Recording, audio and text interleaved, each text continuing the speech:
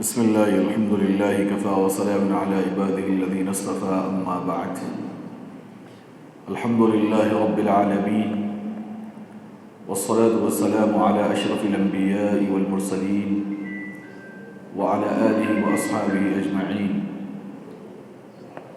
أما بعد، قال الله تبارك وتعالى: وما خلقت الجن والإنس إلا ليعبدون.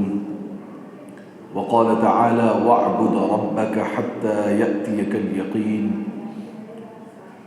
وقال تعالى: تتجافى جنوبهم عن المضاجع. صدق اللہ العظیم. قابل قدر معزز بزرگوں اور عزیز بھائیوں، اللہ رب العزت نے انسان کو بندہ بنایا ہے، اور عربی میں لفظ عبد کہتے ہیں غلام کو. اللہ رب العزت اس تمام کائنات کے مالک اور آقا ہیں، اور تمام انسان اس خداوند قدوس کے بندے اور غلام ہیں. ہر بندے اور غلام کو اپنے آقا کی مکمل پیروی کرنا ضروری ہے. اب دیکھیں کہ بندگی اور غلامی جو ہے وہ دو قسم کی ہوتی ہے. ایک جزوی بندگی ہوتی ہے اور ایک کلی بندگی ہوتی ہے. جزوی بندگی جو ہے وہ دراصل انسان وقتی طور پر کسی کے ماتحت میں رہ کے کام کرتا ہے. مثال کے طور پر کسی مالک نے کسی نوکر کو اپنے کام کے لیے رکھا ہے. وہ جو کام جو کہہ رہا ہے اور جتنے گھنٹے کا وہ کام بتا رہا ہے اتنے دیر تک کرنا اس غلام کی ذمہ داری ہوتی ہے. اگر کوئی نوکر 8 گھنٹے کا کام کرتا ہے تو 9 گھنٹے وہ نہیں کر سکتا، وہ 8 گھنٹے کے بعد وہ آزاد ہے. جس کام کو کہا گیا ہے، اگر وہ گارے مٹی پتھر کا کام کر رہا ہے یا دوسرا کوئی کام کر رہا ہے، جو کام کر رہا ہے وہ وہی کام کرے گا. اس سے اگر کہا جائے اس نوکر سے دوسرے کام کو کرنے کو تو وہ منع کرے گا کہ مجھے تو اس کام کے میں پیسے لے رہا ہوں. دوسرا جو غلام ہوتا ہے وہ ملکیت والا غلام ہوتا ہے. کسی آقا نے کسی انسان کو خریدا ہے، اب اس کے پاس نہ ٹائم کی لمٹ ہوتی ہے نہ کام کا سلیکشن ہوتا ہے. جتنا وقت دن ہو کہ رات ہو، جو آقا کہے گا اسے کرنا پڑے گا. جو حکم دے اس کو پورا کرنا پڑے گا. جس کام کے بارے میں کہا جائے وہ کام پورا کرنا پڑے گا. یہ جو مملوک ہے اور یہ جو غلام ہے یہ 24 گھنٹے اپنے آقا کے لیے خدمتگار کے طور پہ رہتا ہے. کہ دنیا میں ہمیں 2 قسم کے غلام دیکھنے کی جو ہے وہ مثال ملتی ہے. اب دیکھیں کہ ایک بندہ بھی اللہ تبارک و تعالیٰ کا ایک غلام ہے.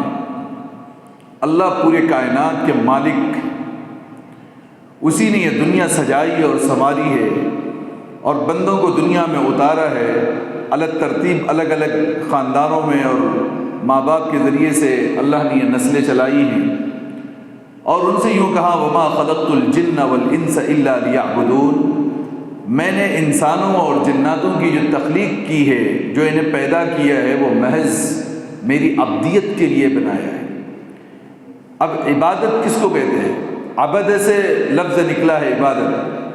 عبد ہو، عبودیت ہو، یا پھر عبادت اس کا مصدر ہے. اس کے معنی اپنے آپ کو 24 گھنٹے اپنے آقا کے لیے سرنڈر کر دینا، اپنے آپ کو ہمہ وقت کلی طور پر خدا کے سامنے جھکا دینا، اس کو کہتے ہیں عبادت. اب دیکھیں بہت سارے علماء نے جو عبادت کی تعریف کی ہے، العبادت هو الخضوع والتذلل. عبادت دراصل خضوع کی کیفیت کا نام ہے، اور تذلل ذلت جسے کہتے ہیں، جھکاؤ جسے کہتے ہیں، اپنے آپ کو ہیچ بنا دینا، اپنے آپ کو اللہ کے سامنے سرنڈر کر دینا کہ میری کوئی ہستی ہی نہیں ہے جو مجھے کام دیا گیا ہے اس کو پورا کرنا میری ذمہ داری ہے۔ اب اللہ نے کہا کہ ہم نے تمہیں بندہ بنایا ہے اور مقصد زندگی عبدیت دی ہے کہ ایک بندہ دنیا میں ایک بندہ بن کر کے زندگی گزارے، عبادت گزار بن کر کے زندگی گزارے۔ اب جب ہم دنیا میں آئے ہیں، اللہ تبارک و تعالیٰ نے ہمیں کچھ عبادتیں قرآن کے ذریعے سے دی ہیں۔ اس کا مقصد کیا ہے، اس کو سمجھنے کی ضرورت ہے۔ اور ہر عبادت کے مقبول ہونے کے لیے 2 شرطیں ضروری ہیں۔ عبادت اخلاص کے طریقے پر ہوگی، خالص رضا الہی کے لیے، اللہ کو خوش کرنے کے لیے۔ کوئی بھی عبادت، چھوٹی سے چھوٹی عبادت ہو یا کہ بڑی سے بڑی عبادت ہو، اگر وہ مکمل طور سے خالصتاً اللہ کے لیے اگر کی جا رہی ہے تو عبادت اللہ کے نزدیک لائق قبول ہے اور اس پر جو ہے وہ جزا اور انعام جو ہے وہ دیا جائے گا۔ اس کے برخلاف عبادت بڑی سے بڑی عبادت ہو مگر وہ اخلاص کی نسبت پر یا اخلاص کے پلیٹ فارم پہ نہ ہو، ریاکاری دکھاوے کی نسبت پر ہو، رضائے الہی کے بجائے رضائے بندگی ہو، لوگوں کو خوش کرنے کے لیے ہو، وہ عبادت اللہ کے نزدیک لائق قبول نہیں ہے اور ایسی عبادتوں پر جزا کے بجائے اللہ رب العزت سزا دیتے ہیں۔ پہلی کنڈیشن، پہلی شرط عبادت کی یہ ہے کہ ہر عبادت بطور اخلاص کی جائے، اللہ کے لیے کی جائے۔ دوسری عبادت کی شرط یہ ہے کہ عبادت اسی طریقے پر کی جائے جس طریقے پر محمد الرسول اللہ صلی اللہ علیہ وسلم نے کی ہے اور کرنے کا حکم صادر فرمایا ہے۔ جو اللہ کے نبی نے پریکٹیکل طور پہ کر کے دکھایا ہے، جیسے حضور خود فرماتے ہیں صلو کما رأیتمونی اصلی، نماز ایسے پڑھو جیسے مجھے نماز پڑھتا ہوا تم دیکھ رہے ہو۔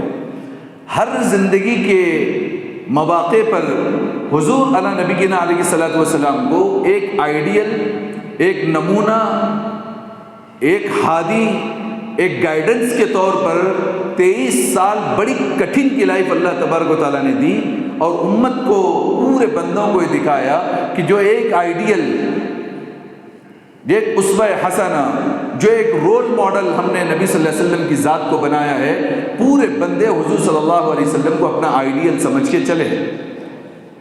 کوئی بھی عبادت رسول کے بتائے ہوئے طریقے سے ہٹ کے ہے اور بہت اچھی عبادت ہے، وہ ضلالت و گمراہی تو ہو سکتی ہے مگر عبادت نہیں ہو سکتی۔ 2 شرطیں عبادت کے لیے۔ پہلی شرط خالصۃ للہ، اللہ کے لیے کی جائے۔ دوسری شرط محمد رسول اللہ صلی اللہ علیہ وسلم کے مارگ درشن پر، ان کے گائیڈ لائنز پر، ان کے بتائے ہوئے طریقے پر کی جائے۔ اس میں نہ میرا کوئی انٹرفیئر ہو، نہ کسی انسان کا کوئی انٹرفیئر ہو۔ بس یہ ہم ایسے غلام بنا کے دنیا میں بھیجے گئے ہیں کہ جسے اپنے طرف سے کچھ کرنے کی گنجائش نہیں ہے۔ جو اللہ نے کہا ہے، جتنا کہا ہے اور جس وقت کہا ہے، اس امر کو پورا کرنا یہ اطاعت ہے۔ اب ذرا ایک اصول سمجھیں عبادت کا۔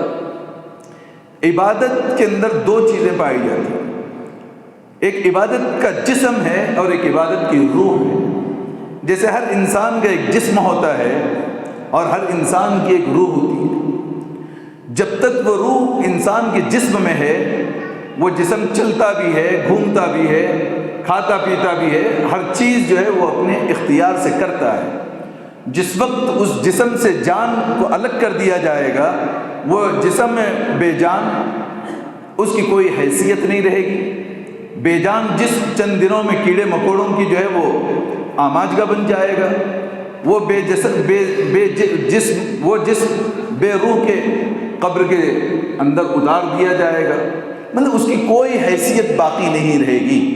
ایسی ہر ایک عبادت چاہے وہ چھوٹی ہو یا بڑی ہو، اس کا ایک جسم ہے، اس کی ایک کیفیت ہے اور اس کی ایک روح اور اس کی ایک جان ہے۔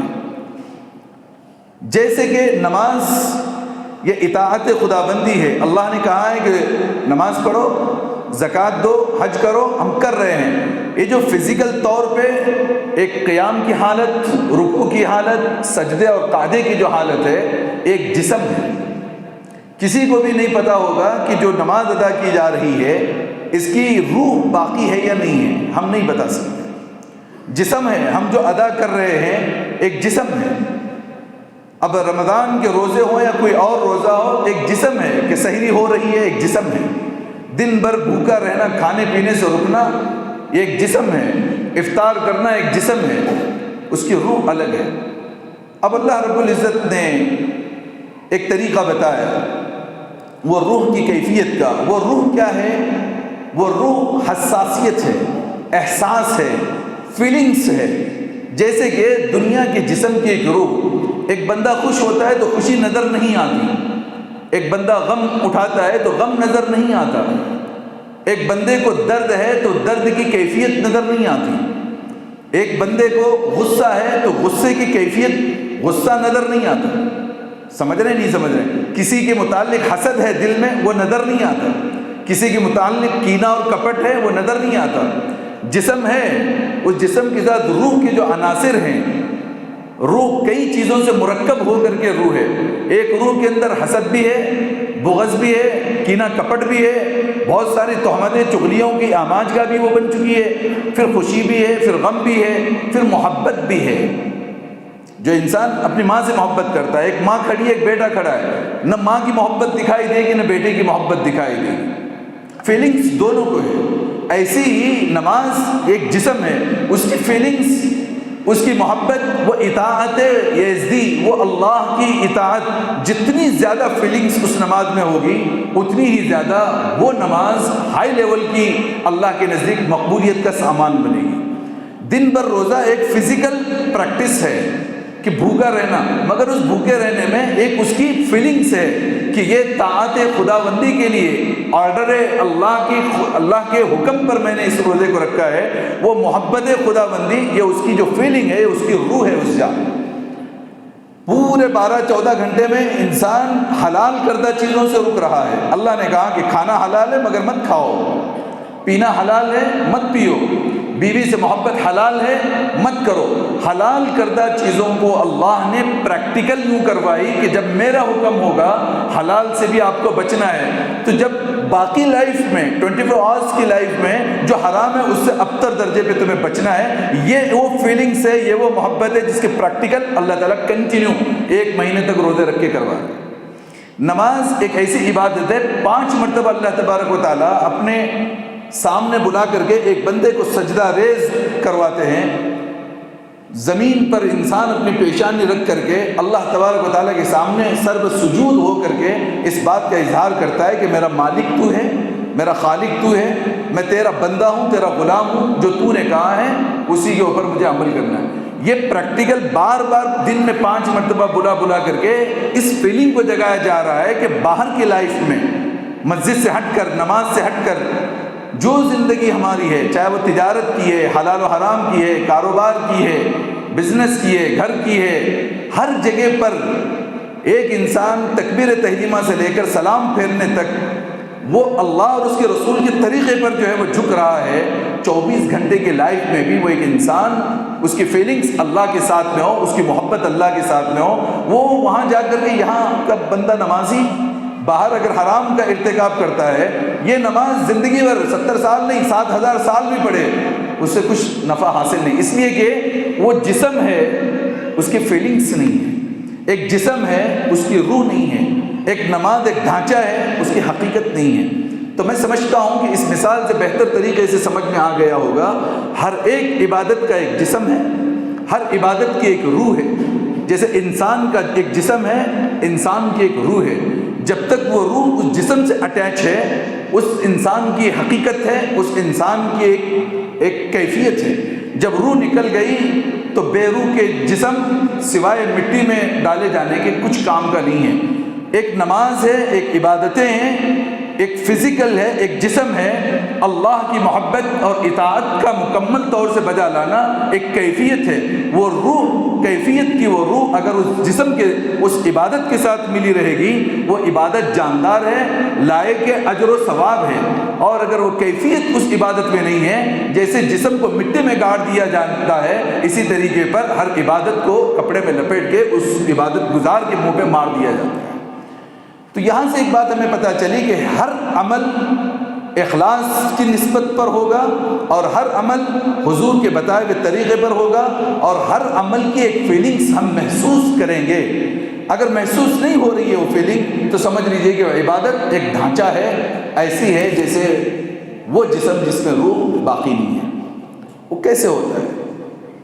ایک آدمی نماز پڑھ رہا ہے، حضور صلی اللہ علیہ وسلم کو سکھایا گیا، یعنی حضور کے ذریعے سے صحابہ کو بتائی گئی یہ بات۔ آپ صلی اللہ علیہ وسلم ایک مجلس میں بیٹھے ہوئے ہیں، حضرت عمر بن الخطاب رضی اللہ عنہ اس روایت کے راوی ہیں۔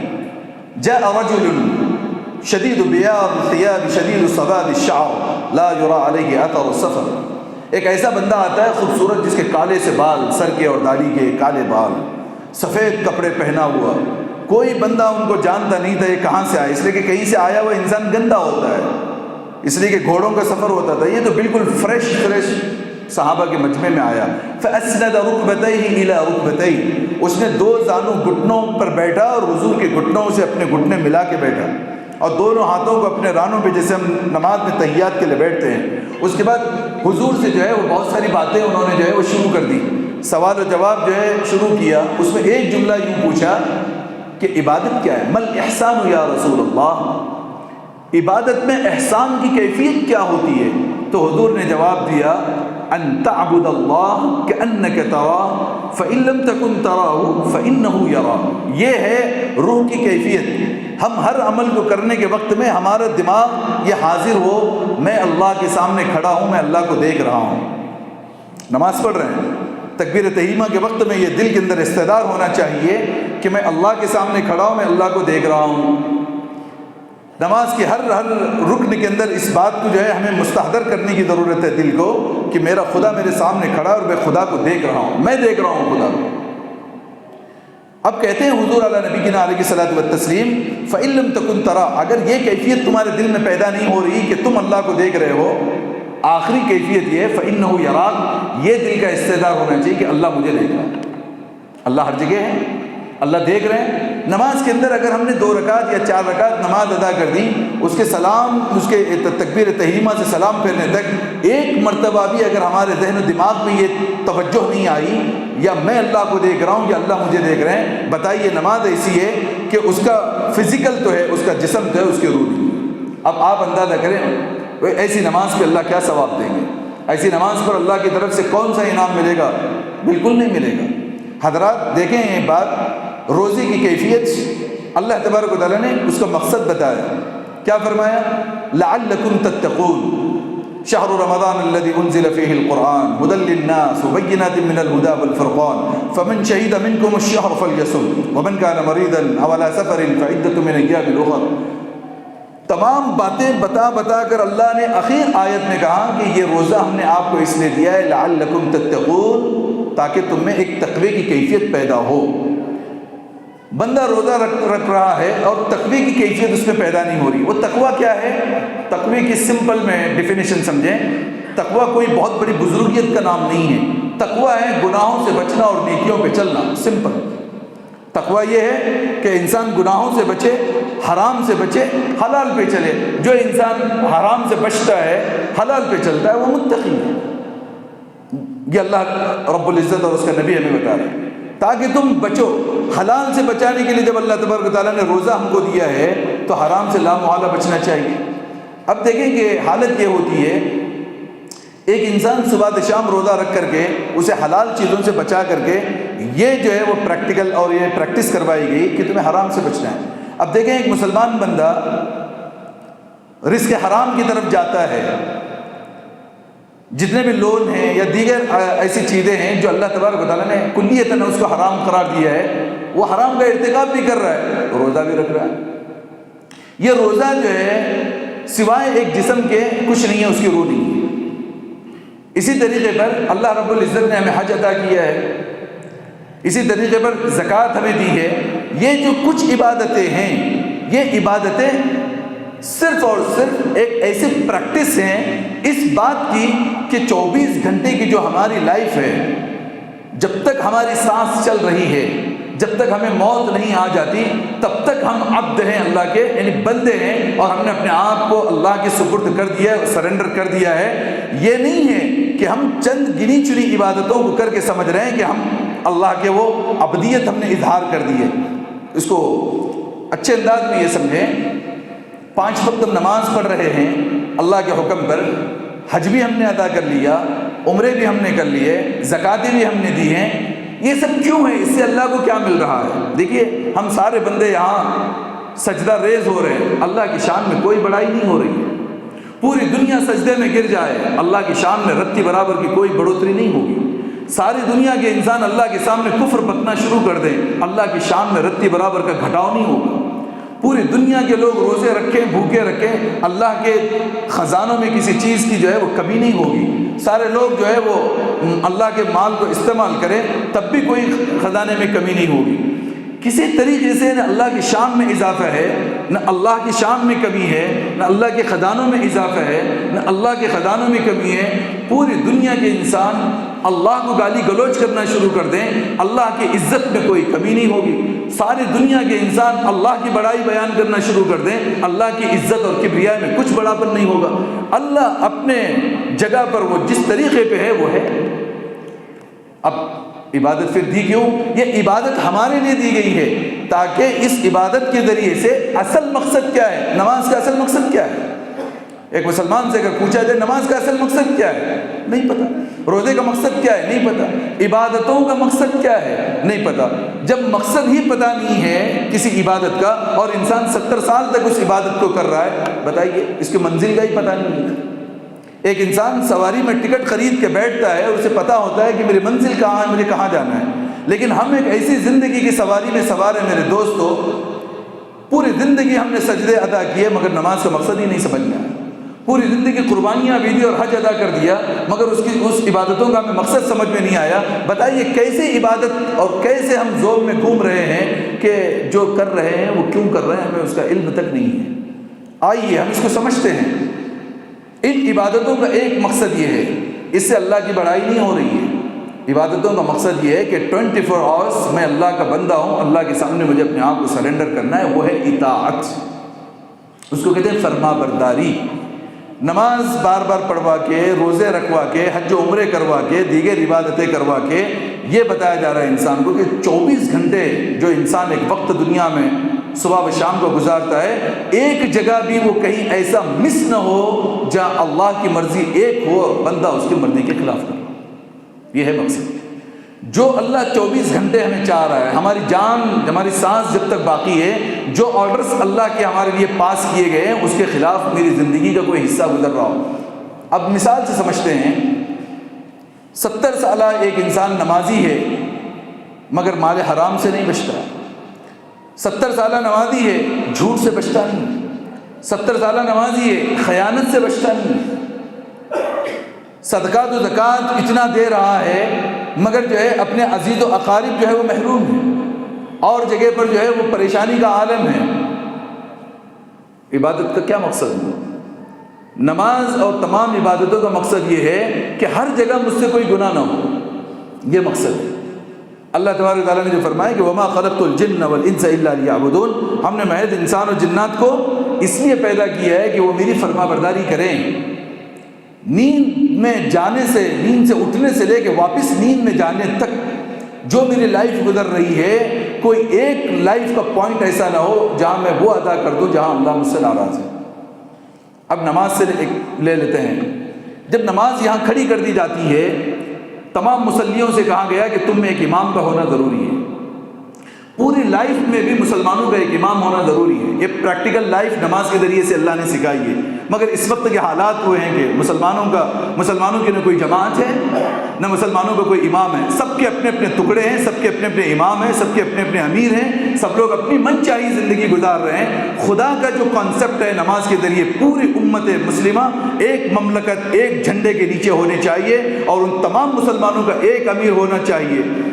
پوری زندگی ہم نماز میں پڑھتے ہیں والسارق والسارقۃ فاقطعوا ایدیہما، کہ ایک چور کے ایک چورنی کے ہاتھ کاٹ دیے جائیں، بڑے خوشی سے پڑھ رہا ہے۔ ایک قاری تو لمبا 4 بار سانس لیتا ہے ایک آیت میں، لیکن اس بیچارے کو پتہ ہی نہیں میں پڑھ کیا رہا ہوں۔ یہ امپلیمنٹ کرنے کے لیے چور کے ہاتھ کاٹے جائیں، یہ اللہ کے دربار میں کھڑے ہو کے بول رہا ہے چور کے ہاتھ کاٹے، اور قرأت سے پڑھتا ہے چور کے ہاتھ کاٹے جائیں، مگر اس کو پتہ ہی نہیں ہے یہ آیت کا کیا مقصد ہے۔ الزانی والزانیۃ فجلدوا کل واحد منہما 100 جلدہ، ایک بدکاری کرنے والا مرد یا بدکاری کرنے والی عورت جو شادی شدہ نہیں ہے ان کو 100 کوڑے مارے جانے چاہیے۔ قاری بڑی قرأت سے پڑھ رہا ہے، اس کا امپلیمنٹ اس وقت تک نہیں ہو سکتا جب تک مسلمانوں کی ایک جماعت متحد نہ ہو، ایک امیر نہ ہو۔ یہاں ہم لوگوں کا کانسیپٹ ختم ہو چکا۔ آگے بڑھیں، جو امام ہوگا اس کی تابعداری سکھائی گئی۔ امام ہمارے یہاں پہ نماز پڑھانے والے کو کہتے ہیں، اصل میں امام مسلمانوں کی اور خدا کی فہرست میں وہ بادشاہ کو کہا جاتا ہے۔ حضرت ابوبکر وہ امام الناس تھے، حضرت عمر امام الناس تھے، وہ امام ہوتے تھے نہیں، آگے آگے انہی کے انڈر میں ہو کے کام کرنا ہے۔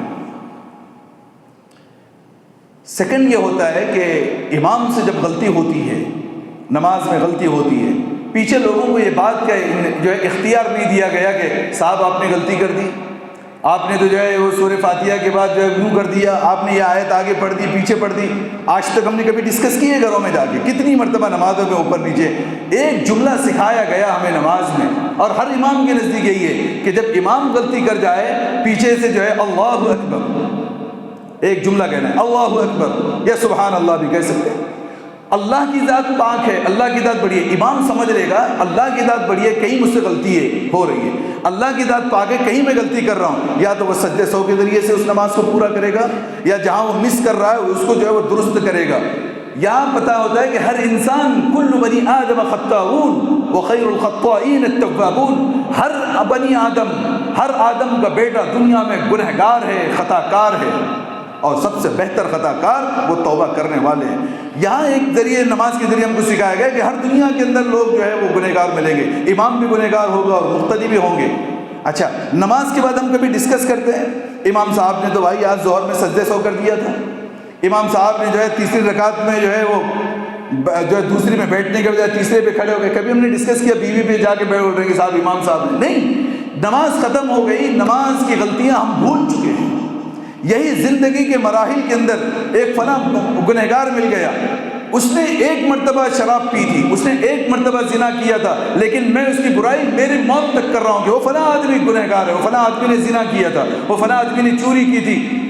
70 سال سے نماز پڑھ رہا ہوں مگر میری زبان کسی مجرم کے خلاف خاموش رہنے سے مجھے روک نہیں سکی۔ یہ نماز ایک جسم جو ہے اس کی روح ختم ہو چکی ہے، مردہ نماز تھی وہ۔ اگر وہ زندہ نماز ہوتی اور اس استحضار سے ادا کی جاتی، میری زندگی میں کبھی زبان سے کبھی کسی مجرم یا کسی غلطی کرنے والے کے لیے بار بار نہیں بولتا۔ اچھا، اس نے گناہ کیا اور اس نے توبہ کر لی، اس کا معاملہ کلیئر، میں 70 سال تک کسی کے گناہ کو گنواتا رہا، یہ سارا کا سارا میرے اوپر باقی ہے۔ اور خدا کہہ رہے ہیں ان الصلاۃ تنہی عن الفحشاء والمنکر، نماز بے حیائی اور بری چیزوں سے روکتی ہے۔ میں یہاں جو ہے 5 وقت نماز پڑھتا ہوں، مارکیٹ میں جب دھندے پہ بیٹھتا ہوں تو جھوٹ بولتا ہوں، مارکیٹ کے اندر جیسا مجھے پیسہ نظر آتا ہے تو میری نیت بدل جاتی ہے۔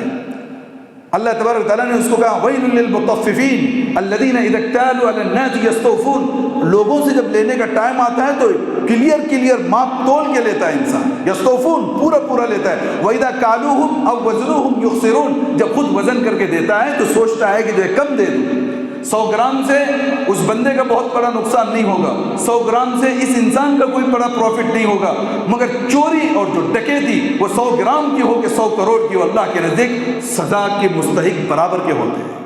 یہ نہیں کہ میں نے 100 گرام جو ہے وہ راشن میں کبھی ماری ہے تو وہ تھوڑا سا مارا ہے، نہیں، 100 گرام کی چوری ہو کہ کروڑوں کی چوری ہو، مجرم ہوتا ہے۔ دھوکہ ایک لیول کا ہو کہ دھوکہ بہت بڑے لیول کا ہو، دھوکہ ہوتا ہے۔ اور خدا کہہ رہے ہیں کہ نماز کے ذریعے سے انسان بے حیائی اور منکرات سے، اب منکرات میں سبھی باتیں آ گئی، جھوٹ، چغلی، تہمت، غیبت، حسد، جلن، کپٹ، آج ہمارے سینوں کو اگر پھاڑ کے دیکھا جائے، قسم اللہ کی ایک سینہ بھی ایسا نہیں ملے گا جس میں ہزاروں لوگوں کے لیے حسد اور بغض بھرا ہوا نہ ہو۔ مسجد کا امام ہو کہ مقتدی ہو، سینے اگر اللہ چیر کے دکھا دے، شرم کی وجہ سے ہم اپنے بچوں کے سامنے ٹھہر نہیں سکیں گے، اپنے ماں باپ کو منہ نہیں دکھا سکیں گے، مگر اللہ تبارک و تعالیٰ چھپایا ہے، ستاری کر رہا ہے، چل رہا ہے۔ اس انسان کی عبادت قبول نہیں ہوتی جس انسان کے سینے میں کینہ بھرا ہوا ہے، کینہ رکھا ہے ایک مسلمان کے دل میں، وہ ایسا ہے، وہ فلاں ہے۔ کوئی لین دین نہیں، میں نے آپ سے کوئی لین دین نہیں کیا، میں نے آپ کو کوئی دغا بازی نہیں کی، آپ نے مجھ سے کوئی دغا بازی نہیں کی، لیکن میرے سینے میں اتنا بڑا بغض بھرا ہوا ہے، میری کوئی عبادت اللہ کے نزدیک قبول نہیں۔ سمجھ رہے نہیں سمجھ رہے اس بات کو؟ ایک انسان جو نمازی ہوتا ہے اس کے دل کو خالص 5 ٹائم آ رہے ہیں ہم اندھیری رات میں، صبح سے لے کر کے رات کی اندھیری تک ہم بار بار اللہ کے پاس کھڑے ہو رہے ہیں، مگر ہمارے دل ریاکاری سے اور وہ رذائل سے پاک نہیں ہو رہا، اور اللہ کہہ رہے ہیں کہ نماز بے حیائی اور منکرات سے روکنے کا ذریعہ ہے۔ یا تو اللہ جھوٹ بول رہے ہیں یا ہمارا عمل جھوٹا ہے، دونوں میں سے ایک طے کرنا پڑے گا۔ لازماً اللہ اپنے بات میں سچے ہیں، ہم اپنے عمل کے اندر جھوٹے ہیں۔ ایسے ہی دیکھیں کہ انسان کو 24 گھنٹے ہم اللہ تبارک و تعالیٰ کے لیے کھڑے ہو جائیں، جیسے صحابہ کرام کی حالت تھی، ان پر رسول اللہ صلی اللہ علیہ وسلم نے پریکٹیکل طور پہ اس طریقے کی محنت کی تھی کہ خندق کا موقع آپ دیکھتے ہیں، جب بھی پکار لگائی جائے انفروا خفافا وثقالا، تمہارے پاس پیسہ ہو کہ نہ ہو، طاقت ہو کہ نہ ہو، تیاری ہو کہ نہ ہو، جیسا اللہ اور اس کا رسول چاہتا ہے بس تم نکل کھڑے ہو جاؤ۔ کیوں؟ میں ایک اللہ کا غلام ہوں، اور اس دنیا کے اندر اللہ نے مجھے میرا جھوپڑا عطا کیا ہے۔ پھر اس غلام کی مثال سمجھے، اللہ نے رہنے کے لیے، جیسے ہم کسی نوکر کو ایک کرایہ جو ہے وہ گھر دیتے ہیں، اس میں رہو اور کھاتے پیتے رہو، غلام یوں سمجھ کے بیٹھے کہ یہ گھر میرا ہے، تو اس غلام کی بے وقوفی ہے۔ وقتی طور پہ اس کے آقا نے اسے رہنے کے لیے گھر دیا ہے، اور اس کے کچھ کام جو دیے گئے اصولاً اسے کرنے کا جو ہے وہ اختیار دیا گیا ہے، مگر آج دنیا میں ہم آئے ہیں، اللہ نے ہمیں رہنے کے لیے مکانات دیے، زندگی گزارنے کے لیے بیوی بچے اور جو ہے والدین فراہم کیے، اور عین زندگی کے اسباب دیے، لیکن ہم سمجھ رہے ہیں کہ یہ زندگی ہماری ہے، یہ گھر ہمارے ہیں، یہ دکانیں ہماری ہیں، سب کچھ ہمارا ہے۔ اللہ نے فرمایا نہیں، ان اللہ اشتری من المؤمنین انفسهم واموالهم بان لهم الجنہ، ایمان والوں کی جان و مال اللہ نے جنت کے عوض خرید لیا۔ نہ اب جان ہماری ہے، نہ ہمارے مال پر ہمارا رائٹ ہے، ٹوٹل ہمیں اسی انداز سے خرچ کرنا ہے جس انداز سے اللہ تبارک و تعالیٰ چاہتا ہے۔ اسی طریقے پر نماز کی حالت میں ہم جب یہاں کھڑے ہوتے ہیں، محلے کا سب سے بڑا امیر بھی ہوگا، اس کی کوئی جگہ فکس نہیں ہوگی، محلے کا سب سے بڑا غریب ہوگا، وہ مسجد سے نکالا نہیں جائے گا۔ ایک انسان بہت نئے کپڑے پہن کے آیا ہے اور ایک انسان جو ہے وہ پھٹے ہوئے کپڑے پہن کے آیا ہے، صفوں میں کوئی تمیز نہیں ہوگی، نہ محمود ہو کہ ایاز ہو، یہاں صفوں کے اندر کوئی تمیز نہیں، اللہ کے سامنے سب کو سجدہ کرنا ہے، صرف بڑا اللہ ہے، سارے انسان اس کے سامنے جو ہے تذلل اور عاجزی کے ساتھ جھکیں گے۔ یہ ہمیں کانسیپٹ دیا گیا نماز میں، یہاں کوئی خاندان نہیں، یہاں کوئی شاہی خاندان اور سید خاندان سے نہیں، ہر ایک نماز میں جو پہلے آیا وہ اس کی پہلی صف ہے، جو جس انداز میں آیا وہ اللہ کے پاس آیا۔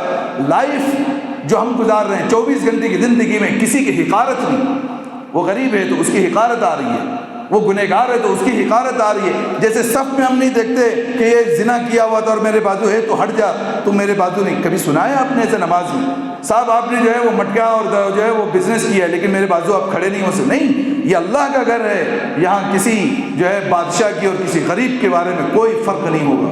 اسی طریقے سے 24 گھنٹے کی زندگی کے اندر ہم ہر ایک کے ساتھ کندھے بہ کندھے سے چلیں، ہر مسلمان کو اپنے سینے میں بٹھائیں، ایسا نہیں کہ ہم حقارت کر رہے ہیں، ایک دوسرے کو ذلیل کرنے کی کوشش کر رہے ہیں، سے بچنا ہے۔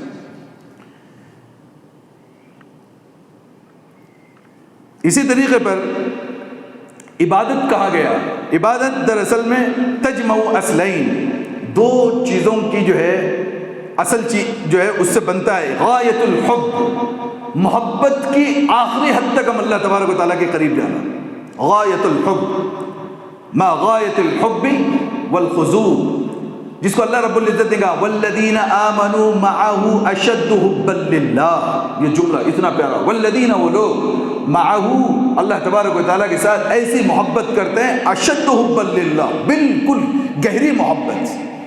نماز ہم پڑھ رہے ہیں اللہ کے ساتھ ایک گہری محبت، ہم روزے رکھ رہے ہیں اللہ سے گہری محبت، ایک راستے کی تکلیف دینے والی چیز کانٹا اور پتھر بھی ہٹا رہے ہیں، تب بھی وہ اللہ کی ذات کے ساتھ ایک محبت کا ثبوت ہونا چاہیے۔ جب اللہ کے ساتھ ہماری محبت زیادہ ہوگی تو تب جو ہے وہ عبادت کرنے میں مزہ آئے گا، تب انسان جو ہے وہ پھڑپڑائے گا، جیسے ایک طوطے کو پنجرے سے نکالا جائے یا اس کو پنجرے میں رکھ، جیسے تڑپتا ہے ایک بندے کو مسجد سے اللہ کے گھر سے ہٹایا جائے، وہ تڑپتا ہے، بازار میں جاتا ہے تو بے سکون، اسے سکون ملتا ہے اللہ کی عبادتوں میں، اسے سکون ملتا ہے اللہ تبارک و تعالیٰ کی اطاعت کے اندر۔ اب حالات حاضرہ اور ہمارا جائزہ لیں آخری بار۔ اللہ تبارک و تعالیٰ نے اس کو قرآن کی ایک آیت میں بہت اچھے انداز سے ہماری مثال دی ہے۔ ہم کیا کر رہے ہیں کہ چند عبادتوں کو ہم نے انجام دے دیا ہے، نماز ہے، روزے ہے، زکوٰۃ ہے، جو دکھ رہے ہیں وہ کر رہے ہیں، بقیہ جو قرآن ہے، بقیہ جو عبادتیں ہیں اس کو ہم نہیں کر رہے۔ شادی بیاہ کا موقع ہو، جنازوں کے مواقع ہوں، گھر کے اندر گھر بنانے کے مواقع ہوں، کتنی جگہ بدعت و رسومات، کتنی جگہ بے حیائیاں۔ آج دیکھیں شادیوں کے موقع پر کیا حالت ہے خواتین کی، مسلمانی کی تو شادیوں کی باتیں ہیں، کتنی ہماری عورتیں بے حجاباً، اب رمضان آ رہا ہے، اتنے مقدس مہینے میں بھی ہماری خواتین کا حال دیکھیں کیا ہو رہا ہے، مارکیٹیں سج رہی ہیں، نمازوں اور تراویح کا اور دیگر عبادتوں کو کیسے جو ہے وہ اڑایا جا رہا ہے۔ آپ ذرا دیکھیں حالت کیا ہوتی جا رہی ہے۔ وجہ کیا ہے کہ جو اچھا رہے، آدمی جب اللہ سے محبت کرتا ہے اس کا ہر حکم کے ماننے میں اس بندے کو مزہ آتا ہے، یہ ہے غلام، وہ ہے آقا۔ جب بندہ اللہ تعالیٰ سے مکمل محبت نہیں کرتا، اس کا ثبوت اس بات پہ ہے، اس کا دل جسے چاہتا ہے اس کو کرتا ہے، اس کا دل جسے نہیں چاہتا وہ نہیں کرتا۔ مثال کے طور پر فرعون بھی کہتا تھا کہ میں اس زمین کا بادشاہ ہوں اور میں ہی مالک ہوں۔ ایک انسان جس کے پاس گھر نہیں ہے وہ بھی اپنے آپ کو دل کے اعتبار سمجھتا ہے میں بادشاہ ہوں، میری ایک زندگی ہے۔ وہ بھی فرعون اور یہ بھی فرعون، دونوں فرعونوں میں کوئی فرق نہیں ہے۔ وہ مال ہو کے گھمنڈ کرتا تھا اور یہ بے مال کے گھمنڈ کرتا ہے۔ مٹا دے اپنی ہستی کو اگر کچھ مرتبہ چاہے، اپنے آپ کو اللہ کے لیے ایسے جو ہے وہ اتار دینا ہے، ختم کرنا ہے کہ نہیں بس میرے دل میں اگر کچھ ہے تو وہ اللہ کی ذات ہے، اللہ سے محبت ہے، بے پناہ محبت۔ اللہ تعالیٰ نے کہا افتؤمنون ببعض الکتاب وتکفرون ببعض، تم تو بعض کتاب کی آیتوں پہ تو عمل کرتے ہو، ایمان لاتے ہو، عمل کرتے ہو، بعض آیتیں نماز ہے، روزہ ہے، حج ہے، زکوٰۃ ہے، عمل تو کر رہے ہو، وتکفرون ببعض، بعض آیات کا تم انکار کرتے ہو، انکار عمل سے انکار کرتے ہو۔ سود حرام لیکن کر رہے ہیں، شادیوں میں جو ہے وہ بے حجابانہ گھومنا حرام لیکن کر رہے ہیں، فلاں چیزیں جو حرام کے ذیل میں آ رہی ہے، انسان سمجھ رہا ہے کہ نمازی ہوں میں، نہیں، جب تک وہ انسان حرام کاری سے نہیں بچے گا یہ نمازی ہو نہیں سکتا، جب تک جھوٹ چغل خوری بہتان سے نہیں بچے گا وہ بندہ نمازی نہیں ہو سکتا۔ نماز کا مقصد یہی ہے کہ 24 آورس کی جو لائف ہے وہ اللہ کے حکم کے مطابق چلے۔ اب اللہ نے کہا تم تو بعض چیزوں پہ یقین رکھتے ہو، بعض چیزوں کا انکار کرتے ہو، افتؤمنون ببعض الکتاب وتکفرون ببعض۔ اب اللہ سوال کرتے ہیں فما جزاء من يفعل ذلك منکم، اس کی کیا سزا ہونی چاہیے تم میں سے جو ایسا عمل کرتا ہے۔ اللہ سوال کر رہے ہیں مسلمان، فما جزاء، ایسی کی کیا سزا ہونی چاہیے، منکم، تم میں سے جو ایسا من یفعل ذلک منکم۔ اللہ نے جواب دیا خزی فی الحیات الدنیا، دنیا کی زندگی میں رسوا ہو جاؤ۔ آج مسلمانوں کی یہی کیفیت ہے، ہر جگہ سے دھکا مارا جا رہا ہے۔ پوری دنیا میں جتنے ممالک ہیں، جتنے قسم کے لوگ دنیا میں بستے ہیں، سب سے زیادہ اگر ذلیل و خوار اگر کوئی بندہ اس وقت پوری دنیا میں ہو مسلمان، اور ایک لمبے زمانے سے ذلت کے اسباب اس کے ساتھ میں۔ وجہ کیا ہے؟ رسمی عبادتیں تو کر رہا ہے، اللہ کے اس طریقے پہ نہیں چل رہا ہے جس طریقے پہ صحابہ چل کے مٹھی بھر جماعت نے پوری دنیا پہ حکومت کر کے دکھائی۔ یہ پوری دنیا میں پھیل کے سب جو ہے وہ غلامیت کی زندگی گزار رہے ہیں۔ اللہ نے کہا خزی فی الحیات الدنیا، دنیا میں رسوائی کی زندگی ہوگی، ویوم القیامہ، قیامت کے دن کیا ہوگا، یردون الی اشد العذاب، تمہیں سخت سے سخت عذاب کی طرف تمہیں ڈھکیل دیا جائے گا۔ وما اللہ بغافل عما تعملون، جو ہم کر رہے ہیں اللہ اس سے کبھی غافل نہیں ہے، اللہ کبھی غافل نہیں۔ اس کے لیے میرے دوستو عبادتوں کی اصل روح وہ اللہ سے محبت ہے۔ کیا ہے؟ اللہ سے۔ ہر عمل کو انجام دینے کے وقت میں یہ نیت ہونی چاہیے کہ میرا خدا مجھے دیکھ رہا ہے، میں اللہ کے لیے میں کر رہا ہوں۔ چاہے 1 روپیہ خیرات بھی دے رہے ہو اس وقت میں بھی نیت ہونی چاہیے کہ میرے اللہ کے لیے میں یہ دے رہا ہوں۔ ہر تمنا اور ہر درد اور ہر امید اور ہر خوف اللہ تبارک و تعالیٰ سے وابستہ ہونی چاہیے۔ تو یہ عبادت کا اصل مقصد ہے۔ دوسرے طرف عبادتوں کی جو وہ بھٹکتی جو بیماریاں جو روح کو جو ہے وہ بیمار کرتی ہیں، اللہ نے کہا سب سے پہلے شیطان سے بچو۔ فاتخذوہ عدوا، شیطان تمہارا دشمن ہے تو تم اس کو دشمن بنا لو۔ دوسرے ان النفس لامارۃ بالسوء، اپنے دل کو اپنا دشمن بناؤ، جو دل چاہتا ہے اس کی پیروی مت کرو، کیونکہ جب دل پہ آتی ہے نا کوئی بات تب انسان سارے رذائل کرتا ہے۔ بتائیے حسد کیوں کرتا ہے انسان؟ اس کا نفس جب موٹا ہوتا ہے کسی انسان کا، اپنی جہاں ذلت محسوس کرتا ہے یا اپنی عزت کروانا چاہتا ہے وہاں انسان حسد کرتا ہے۔ اور حسد ایک ایسی بیماری ہے، یا تو انسان اس میں جل کے راکھ ہو جاتا ہے، اس کا ادنا حصہ یہ ہے کہ اس کے اعمال جل کے خاک ہو جاتے ہیں۔ اچھا جس کے بارے میں حسد کیا جا رہا ہے اس کا کچھ بگڑا نہ کچھ ہوا۔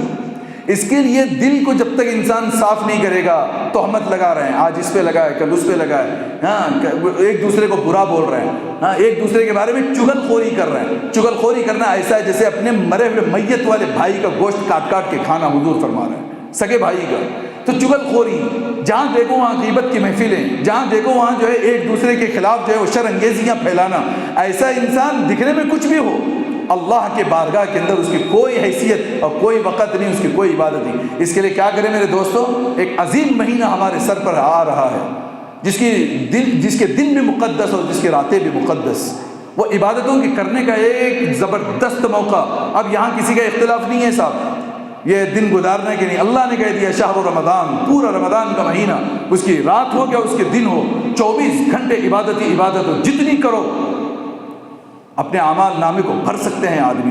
اس آنے سے پہلے اس عبادت کی روح کی پریکٹس کرنی ضروری ہے۔ اپنے دلوں سے تمام رذائل کو ختم کر دو، حسد، کینہ، بغض، جو گندگیاں ہیں اس کو صاف کریں۔